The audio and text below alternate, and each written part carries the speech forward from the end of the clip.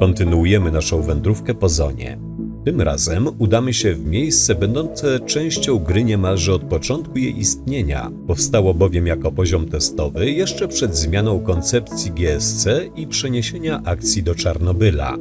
Wszyscy pamiętamy pierwsze spotkanie z pijawką podczas penetracji podziemi i dyskretną próbę kradzieży dokumentów z Instytutu zajętego przez wojsko, prawda? Czas więc na wycieczkę do Instytutu Naukowo-Badawczego Agroprom.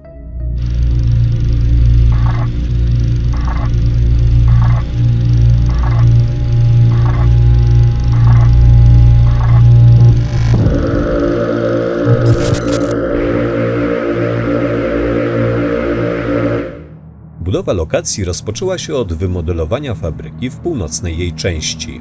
Plotka głosi, że pierwsza wersja powstała już 6 maja 2001 roku. Początkowo budynek miał być gęsto pokryty tak wewnątrz, jak i na zewnątrz zmutowaną roślinnością, która ostatecznie, jak wiemy, w grze się nie znalazła. W pierwszych wersjach testowych fabryka nie posiadała jeszcze wnętrza, pozostając pustą bryłą, którą możecie podziwiać teraz na ekranie. Po raz pierwszy pojawiła się w tym samym buildzie co Kordon, czyli 1114. Pozostała nią aż do sierpnia 2002. W dokumentach z tamtego okresu możemy przeczytać, że planowo kompleks ma zostać połączony siecią naziemnych i podziemnych przejść, co udało się zrealizować dopiero w 2004 roku. Ale do tego jeszcze wrócimy. Po zakończeniu wstępnych prac nad bryłą budynku przyszedł czas na stworzenie właściwego kompleksu Instytutu Med-Pribor. Taką bowiem nazwę nosiła lokacja w pierwszych planach.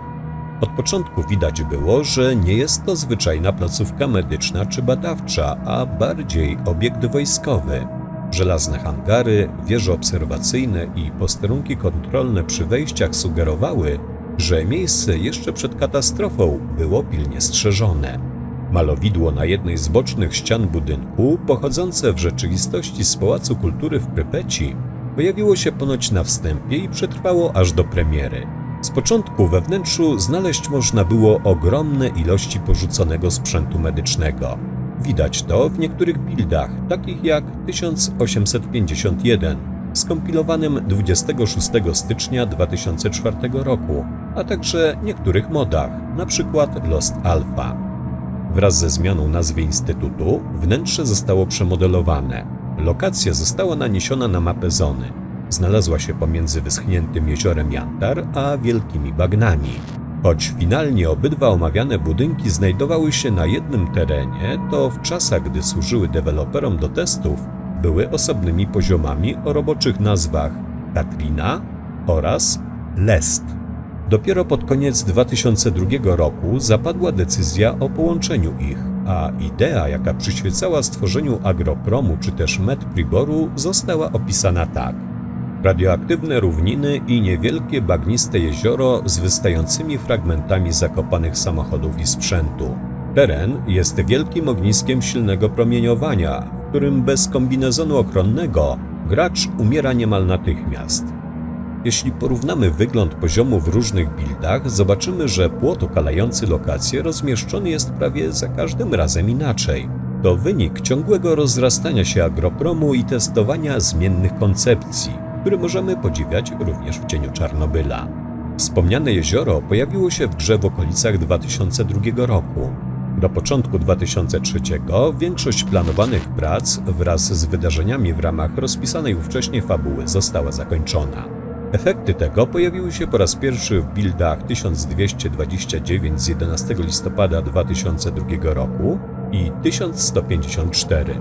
Pośrodku jeziora umieszczono niewielką przyczepę, w środku której znalazł się niejaki szczurołap. Wedle starego scenariusza miał być postacią znaną głównie z hodowli szczurów oraz trenowania ich. W dialogach, jakie można znaleźć w plikach gry, wspomina też, że zdarza mu się z nimi rozmawiać. Tak czy siak, motorem jego działań miała być niechęć do żołnierzy, którzy od dłuższego czasu próbowali spenetrować podziemia pobliskiego Instytutu, a jedynym, co stało im na drodze, były właśnie ogromne ilości gryzoni wyhodowane przez niego. Postać pojawia się w buildzie 2217, czyli dopiero w 2005 roku, choć koncepcja w dokumentach projektowych istniała już od kilku lat. W tym samym roku w buildzie 2232 został zastąpiony znanym z finalnej gry dezerterem. Niemniej w plikach jego nazwa techniczna pozostała niezmieniona. A skoro zahaczyliśmy już o podziemia, to najwyższy czas zajrzeć i tam, bo na wczesnym etapie rozwoju poziomu były integralną częścią lokacji. Agroprom był podzielony na część podziemną i nadziemną, ale nie było pomiędzy nimi ekranu ładowania. W jednym z dokumentów projektowych podziemia Agropromu określane są jako obiekt prawdopodobnie wojskowy, zbudowany w latach 60. Stalkerzy omijają to miejsce szerokim łukiem, ponieważ błądzenie w ciemnościach i przemierzanie katakumb pełnych anomalii i wszelkiego plugastwa nie należy do bezpiecznych. Ciekawostka, to jedyny poziom podziemny, jaki odwiedziliśmy w 2 grach trylogii.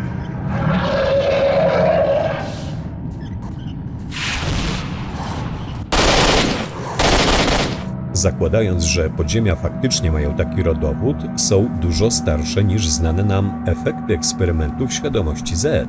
Ba, są starsze niż sama elektrownia. Trudno zgadywać, jakim celom wojskowym miałyby służyć, ale korespondencja pomiędzy ówczesnym dyrektorem Instytutu INB Agroprom a kierownikiem laboratorium X-18 sugerują, że pod Agropromem przechowywano i przygotowywano obiekty do eksperymentów. To miejsce było prawdopodobnie częścią ogromnego łańcucha badawczego świadomości Z. Hipotetyczne połączenie go z całą siecią infrastruktury nie byłoby trudne. W końcu pierwotnie wszystkie lokacje podziemne miała scalać sieć tuneli, o której wspominaliśmy przy okazji omawiania wysypiska. Siergiej Kurbatow rozpoczął pracę w GSC w styczniu 2004 roku, dzięki namowom Wiaczesława Gonczarenko.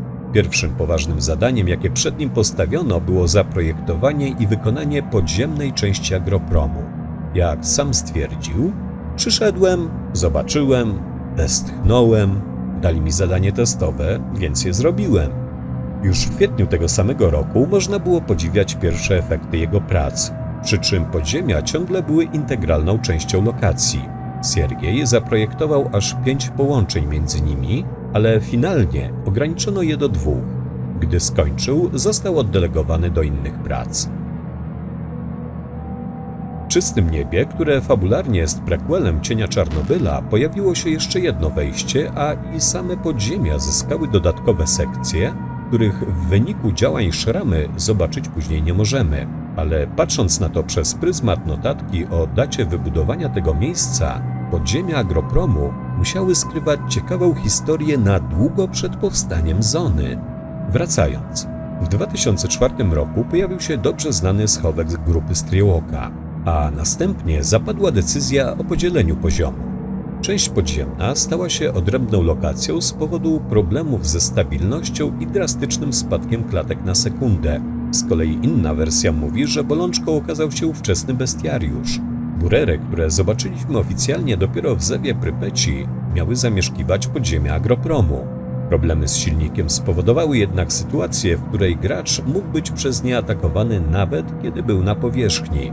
Która wersja jest prawdziwa? Nie wiadomo. Zanim zostawimy za sobą duszne podziemne korytarze, jeszcze jedna ciekawostka.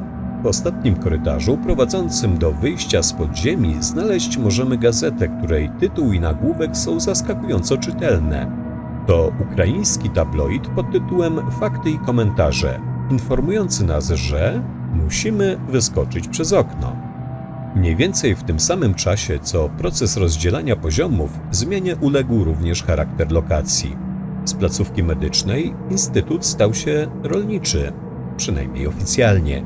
Ostateczna wersja historii tego miejsca była taka, że podobno zbudowano je po pierwszej awarii z 1986 roku celem badania możliwości uprawy skażonej gleby. Taki rodowód pasował do koncepcji z porastającą instytut anomalną roślinnością. I choć koncepcji tej nigdy w pełni nie zrealizowano, to dopiero w drugiej połowie 2005 roku flora Agropromu doczekała się całkowitej przebudowy. Echa tego, jak to mogło wyglądać, znajdziemy w modzie Oblivion Lost Remake. Po tym czasie Agroprom oraz podziemia nie przechodziły już większych zmian. Co innego w czystym niebie. Tam budynek Instytutu wygląda nieco inaczej. Placówka była dobrze ufortyfikowana i stanowiła jedną z bezpieczniejszych baz na terenie zony. Jeden z hangarów został otwarty, a w jego wnętrzu przygotowano bar. Drugi stał się magazynem, a puste do tej pory baraki zasiedlił m.in. handlarz frakcji Powinność. Droga Agropromu do wersji premierowej była tak długa jak droga Kordonu, ale zdecydowanie mniej wyboista. Deweloperzy skorzystali z dobrych pomysłów, jakie mieli na początku pracy i udoskonalili je aż do uzyskania ostatecznej formy. Teoretycznie można narzekać na małą różnorodność. W części nadziemnej nie znajdziemy tak naprawdę zbyt wielu ciekawych miejsc czy obiektów, a przeważająca większość lokacji to puste wąwozy czy skromne zarośla. Jednak pomimo uboższego w stosunku do innych lokacji wyglądu, to właśnie na Agropromie na dobre zaczęliśmy badać tajemnicę skrywaną przez zonę.